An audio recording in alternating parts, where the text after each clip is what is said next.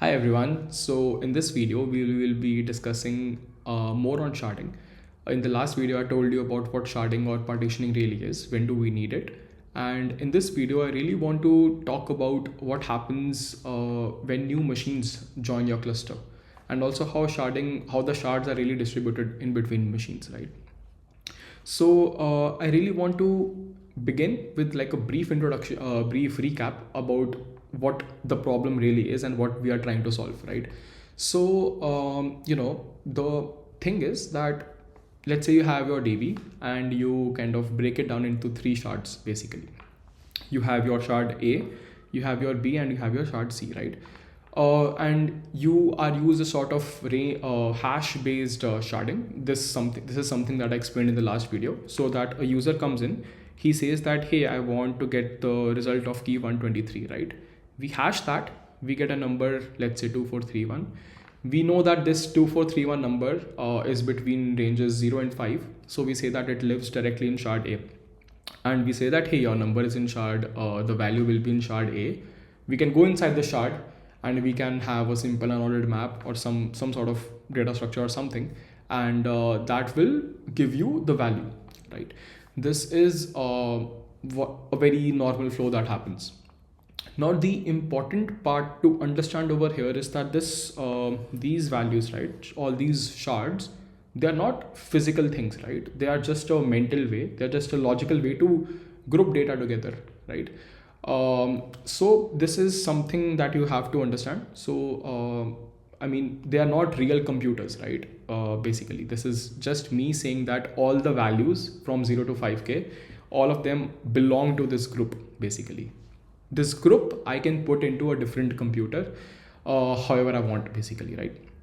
So I want to show you how shards kind of live in real life, right? So you will be, of course, running your DBs on a virtual machine, and this machine will have some sort of storage, RAM, things like that, right? So let's assume that we have a machine with RAM 48 GB, and all of these three shards live on the same machine for now. Okay. And so pretty standard from here. When you get this hash, this number 2431, shard A will basically be pointing on to this shard, and the DB will basically get your answer out of this, right?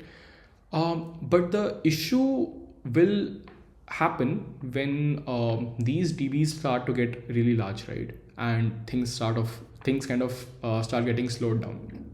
So what will happen if, let's say, there's a lot of content in the shard, right? There are a lot of keys in the shard, and shard B and shard C are kind of sitting idle, or they have relatively less number of content.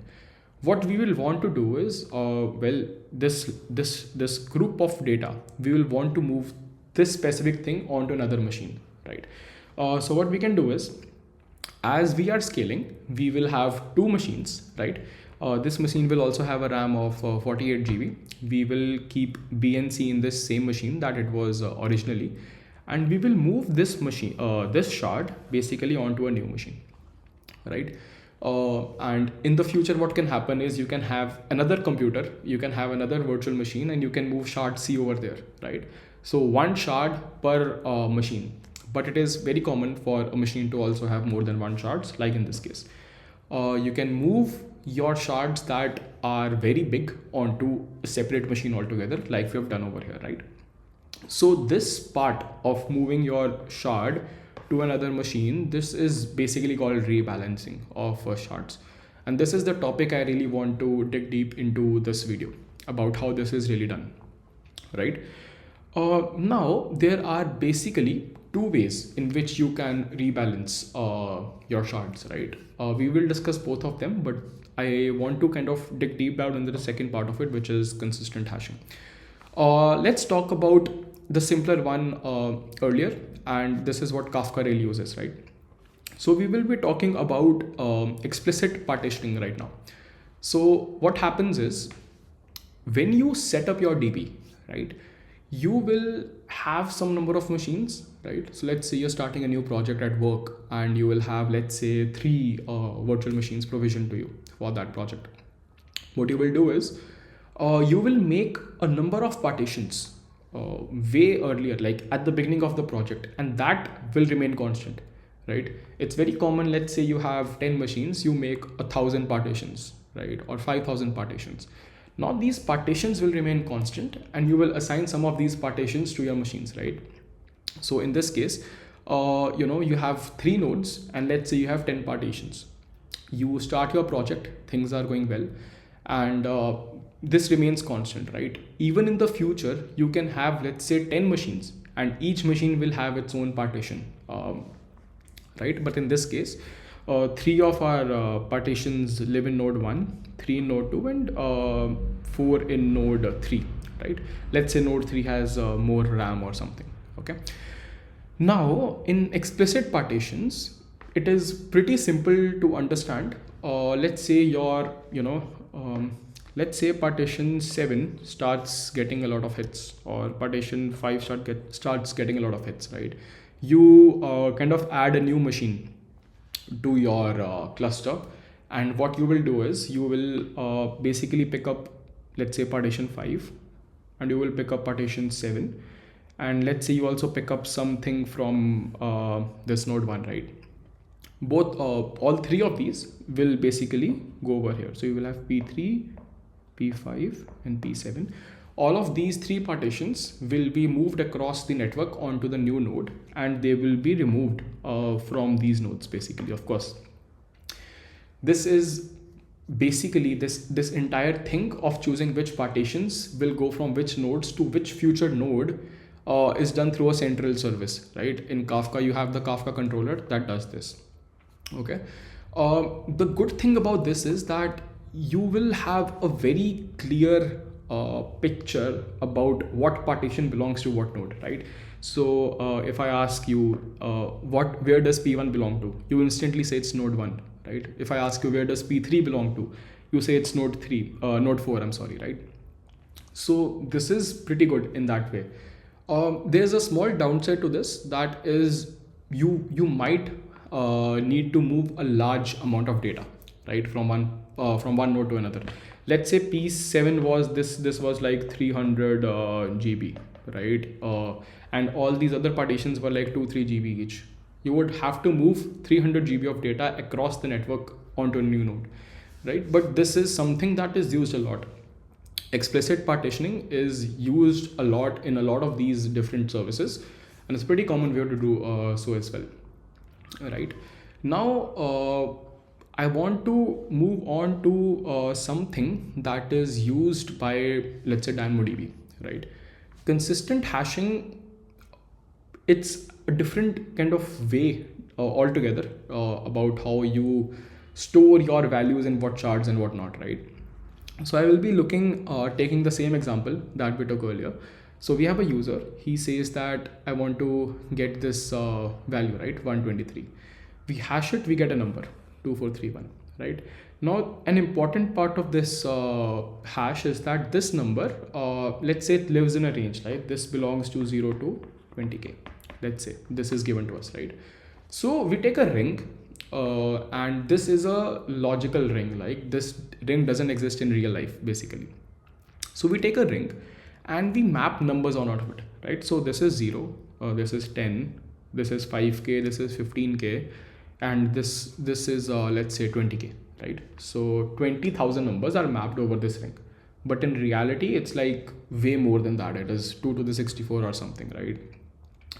So we have mapped our numbers over here, right? And our one second, and this 2431, it will live something over here, right? 2431 is mapped over here. Now whenever you get any key, all of those keys will be mapped somewhere over this ring, basically, right? The next part about of this whole thing is we will have our nodes, right? By nodes I mean our machines, our virtual machines, right? So we will be placing these nodes on the same ring itself, right? Node 0 is placed here, node 4 is placed here, 3 is here, 2 is here, and so on. So this is a pretty kind of normal way of doing it. And what happens now is, let's say the user gets this hash, right? 2431. This 2431 is going to live somewhere over here, right? What we will do from here is we will stand at 2431 and we will start moving clockwise from here. So I stand over here and I start moving clockwise, and and I kind of reach to node 2. So basically this means that 2431 is going to live in node 2. Okay. Earlier, what we did, if you remember, was that we say we get 2431, that is the hash, and we directly know where it belongs to, right? Which partition it belongs to. And that partition is kind of lives to what node, and that information is stored somewhere else, right?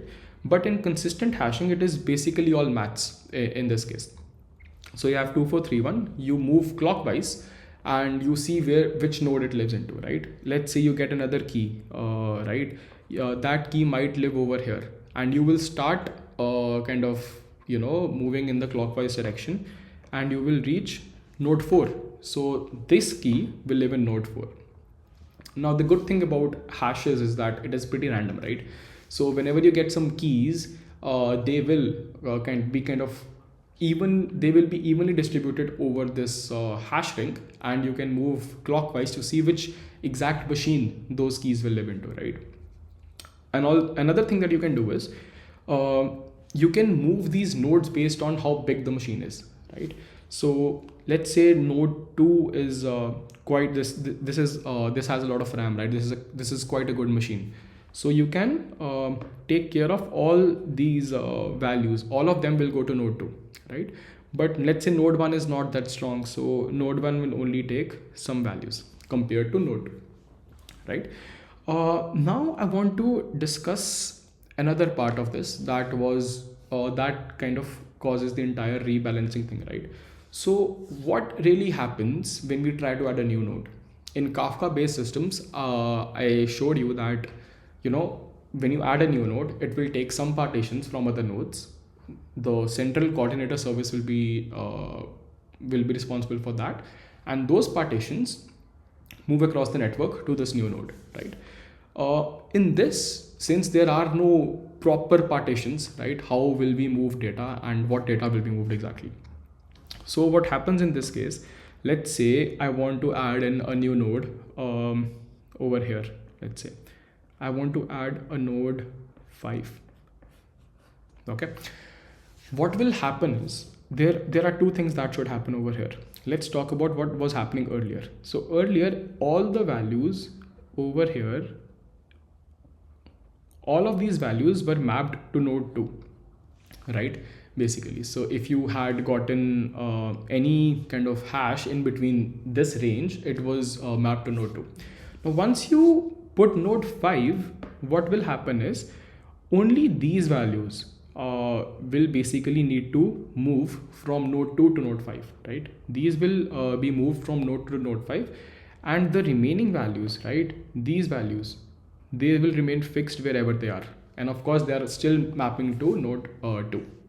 So the good thing about consistent hashing is that you really have to move very little data when you add new nodes to the ring, right? This is a big advantage of it.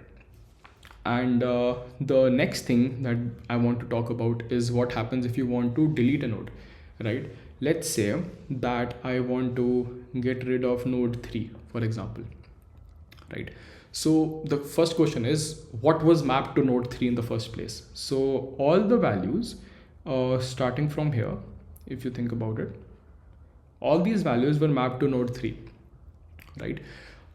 These values now have to, they have to go somewhere else, basically. So all these values now, once you get rid of node 3, these values will be mapped to the next thing, that is node 4, basically. And this is how deletion works as well. So it's pretty simple to understand. You can add anywhere, and only a small subset of things, so small subset of keys will move, and you can remove anything, and everything else, only a small subset till the last node anti-clockwise will have to move to the next node, basically. Pretty simple to understand. But there is a small problem over here, that these values that we had to move, a lot of these values are now moving only to node 4, but we also have node 1 and node 2, right? Why are we not distributing any of these values in between them as well? Why node 4 only has to take all the blame, right? Why are we adding so much pressure to node 4? So over here a very kind of a clever concept comes in, and it is called virtual nodes. So instead of just having nodes defined, uh, instead of having just 4 nodes like node 1, node 2, node 3, node 4, we also place these same nodes in a random order all across the board, not just at 4 places, but all across the board in a large number of in a large quantity, right? So I'll explain this, what I mean over here. So let's say I want to remove node 3, right? Let's say node 3 is down for some reason. Okay, so now if node 3 is down, that means basically this node is also down. We have to remove this, we have to remove this, we have to remove this, and we have to remove this. Okay, a lot of these things will get empty, right? What was happening, and I will only discuss about one of these. Okay, so what was happening earlier was all of these values, basically, so all these values between node 2 and node 3, all of them had to move to node 4 in this case, right? So what I'm talking about are these values. Earlier all of these values had to go to node 4, right? But let's see what happens in this case once you use virtual nodes, basically. Okay, so in this case there are ranges. So these values, node 2 to node 3, if you talk about this range, right, this will be moving to node 4, right? Because if you move from here to the right of it, this will be moving to node 4, and only this value will have to move to node 2, right? Only these value will have to move to node 2. If you see that we didn't even have to move these values, basically, right? This stays wherever it is, right? This stays wherever it is. We only had to move just a small number of values to the next node, basically.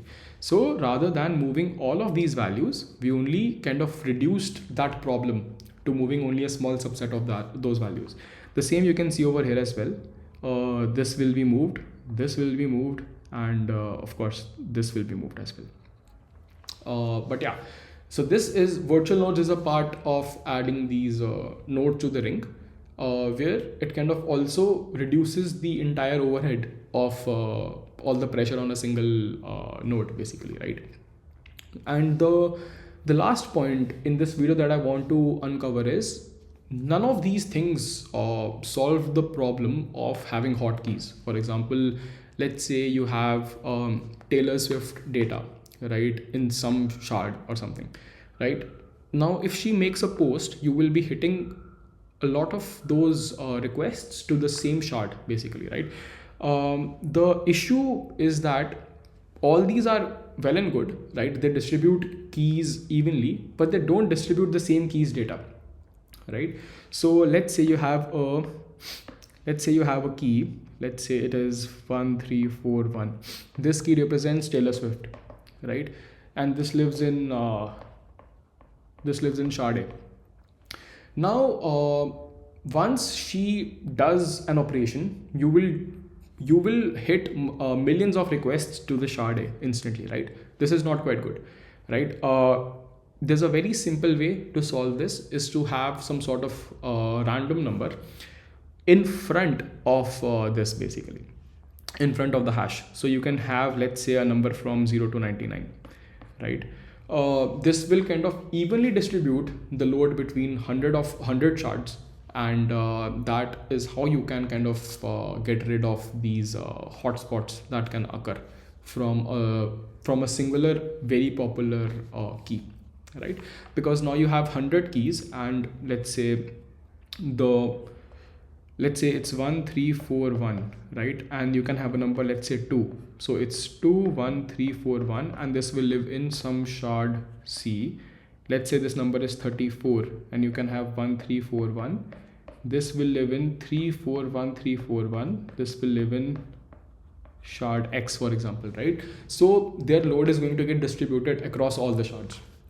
So this is basically how it all works, and consistent hashing really helps us in solving a lot of these rebalancing problems and kind of distributing the load very evenly across the system. And DynamoDB uses this. Kafka uses explicit sharding methods. So yeah, thank you so much.